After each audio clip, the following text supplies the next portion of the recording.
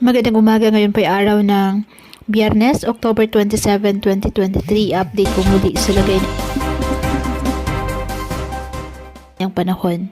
Northeast monsoon o amihan nakaka-apekto pa rin sa Northern at Central Luzon.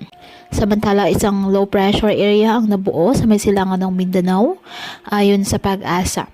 Ang nasabing LPA nakaka-apekto na po ang trough sa iba't ibang bahagi ng ating bansa, particular na po sa Mindanao area. Sa ngayon, mababa po ang chance ng nasabing LPA na maging bagyo. Ngayong araw, dahil po sa trough ng low pressure area, asahan na maulap na kalangitan, may kalat-kalat na pagulan at thunderstorms sa Caraga at Davao Region.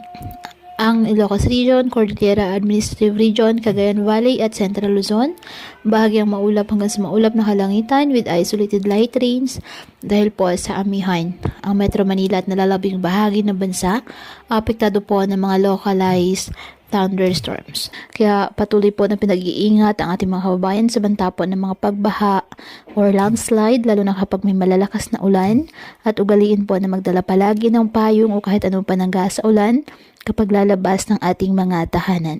At yan po muna ang update sa lagay ng panahon ngayong araw.